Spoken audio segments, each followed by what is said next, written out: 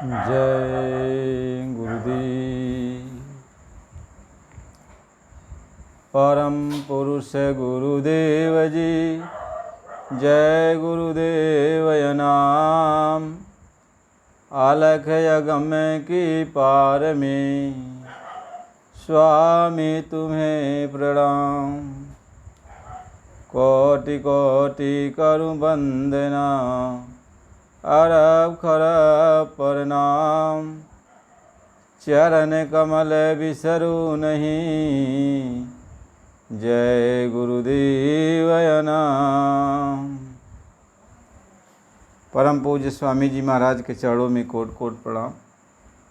आप सभी प्रेमी सत्संगी भाई बहनों, माता पिता नर नारी बच्चे बच्चियों, सबको सादर जय गुरुदेव। हम सब लोग गुरु महाराज जी को याद कर रहे हैं, मालिक की चर्चा करते हैं। आज इस विषय पर चर्चा करेंगे कि अक्षर की उत्पत्ति कैसे हुई।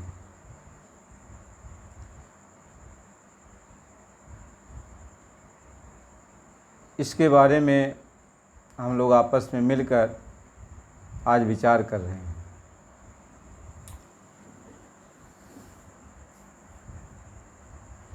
तो आप सभी प्रेमियों बड़े ध्यान से इस सत्संग को आप सुनिएगा।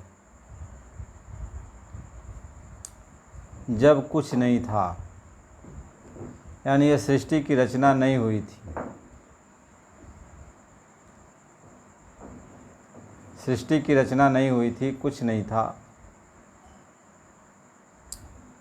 हम सारी आत्माएं अपने देश सचखंड अनामी धाम में थीं और निरंजन भगवान ने तपस्या किया और फिर हम सारी आत्माओं को मांग लिया सत्य पुरुष से। तो हम सारी आत्माओं को सत्य पुरुष ने अपनी आवाज़ पे नीचे उतार दिया। हम लोग निरंजन भगवान के पास चली आई और निरंजन भगवान ने हम लोगों की जो डोरी है अपने हाथ में लिया। हम सारी आत्माओं को आद्या महाशक्ति को सौंप दिया। कहा कि न इन आत्माओं को अब पिंड देना, यानी मानव शरीर की उत्पत्ति करके इन आत्माओं को उसमें डालना। यानी पिंड की जो उत्पत्ति है यह आद्या महाशक्ति ने बनाई, जिसमें 3 गुण, 5 ज्ञानेंद्रियाँ, 5 कर्मेंद्रियाँ, 5 विषय, मन बुद्धि चित्त अहंकार, इनकी तन्मात्राएँ सब मिला करके 25 प्रकृति और 5 महाभूत, यानी छित जल पावक गगन समीरा, इन सब की उत्पत्ति आद्या महाशक्ति ने की। आद्या महाशक्ति ने सबकी उत्पत्ति की और इन सबकी उत्पत्ति करने के बाद तब आत्माओं को पिंड यानी शरीर का निर्माण करके आत्माओं को उसमें बैठाना शुरू किया और आत्माओं को बैठाकर मृतलोक में उतारने लगी। जब आत्माएं मृतलोक में आने लगी तो 1,00,000 वर्ष की उम्र उस समय रहती थी। और आत्माएं जो है, जब वो शरीर छूट जाता था, पिंड छूट जाता था, क्योंकि जो पिंड का निर्माण होता है वह पिंड उसका 1,00,000 वर्ष की मियाद रहती थी, उम्र रहती थी। 1,00,000 वर्ष के बाद वो अपने आप पिंड छूट जाता था। तो जब पिंड छूट जाता था, यानी पिंड से आत्मा निकल जाती थी, तो आत्मा के सामने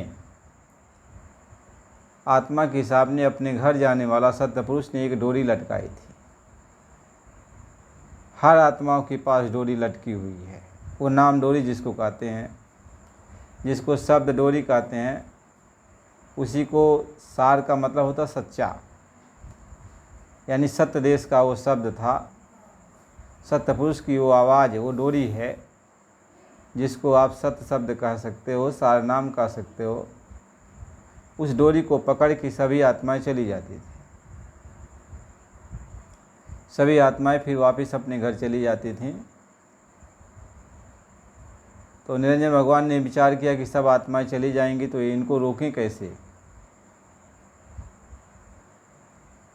इनको रोकें कैसे। तो आद्या महाशक्ति से कहा कि तुम 3 पुत्रों को उत्पन्न करो, 3 पिंड बनाओ और और 3 सूरत को इन पिंडों में डालो। तो एक कहो कि तुम ब्रह्मा हो, एक को कहो तुम विष्णु हो, एक को कहो तुम शिव हो, और तीनों से कह दो कि चाहे जाके ऊपर आसमान में ये समाधि लगावें, और इनको जो कुछ भी दिखाई सुनाई पड़ेगा वो तुम्हें बताएंगे।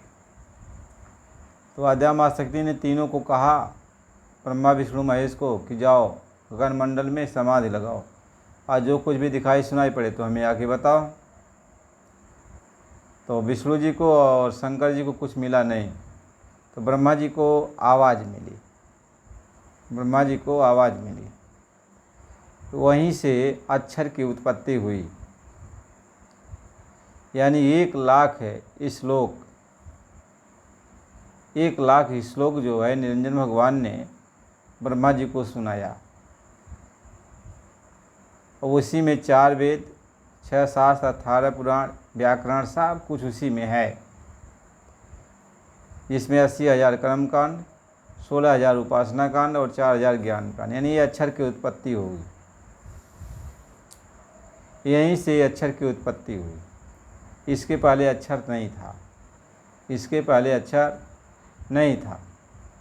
अक्षर की उत्पत्ति निरंजन भगवान के मुखार बिंदु से हुई, और उन्होंने वह अक्षर जो है ब्रह्मा जी को सुनाया, और ब्रह्मा जी ने उसको कंठस्थ किया, उसको लिखा, और लिख करके तब उसका उन्होंने प्रचार करवाया मृतलोक में। फिर ये प्रचार हुआ, अक्षरों का प्रचार हुआ, कानून का प्रचार हुआ, संविधान का प्रचार हुआ। इसलिए इसको वर्ण कहा गया,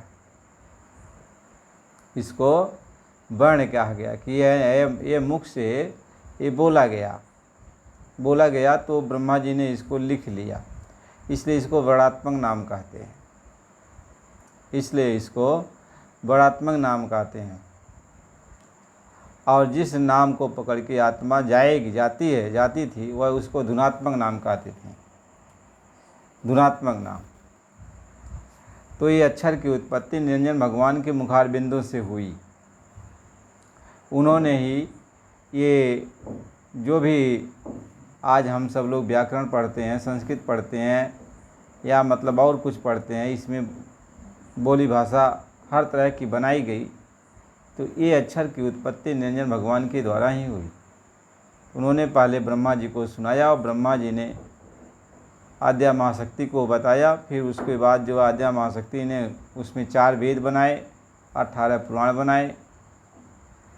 इसी तरीके से शास्त्र सब कुछ बनता गया। उसमें 80,000 कर्म कांड बनाया गया, 16,000 उपासना कांड बनाया गया, 4,000 ज्ञान कांड का, यानी सब कुछ यहीं से उत्पन्न हुआ। अब अक्षर की उत्पत्ति हो गई। तो जब अक्षर की उत्पत्ति हो गई तो यही अक्षर इन सबको सुनाया गया, यानी हम सारी आत्माओं को यह अक्षर सुनाया गया। यही विधान था, लिखने पढ़ने बोलने का, चलने का, खाने का, पीने का, यही विधान बना था। तो आत्माएं जो है अब अक्षर को भी, जब हम सब लोग अक्षर को भी पकड़ने लगे, तो अक्षर को जब पकड़ने लगे तो इनके कर्म विधान में हम लोग फंस गए, क्योंकि इनका विधान था अक्षर। अक्षर से ही हम लोग समझने लगे, अक्षर को पकड़ लिया तो अब फंसते चले गए। तो अक्षर की उत्पत्ति निरंजन भगवान ने अपने मुखार बिंदु से ही की थी। इसलिए महात्मा ये समझाते हैं कि अक्षर की उत्पत्ति निरंजन भगवान ने की, और नि अक्षर की उत्पत्ति जो है, यानी जो शब्द की उत्पत्ति है, वह सत्य पुरुष ने की। इसलिए महात्मा ये समझाते हैं कि वर्णात्मक नाम का सिमरन करने से, वर्णात्मक नाम का सिमरन करने से आत्मा के ऊपर लगी हुई जो मैल है वो साफ हो जाती है, और धुनात्मक नाम का सिमरन करने से आत्मा अपने घर चली जाती है।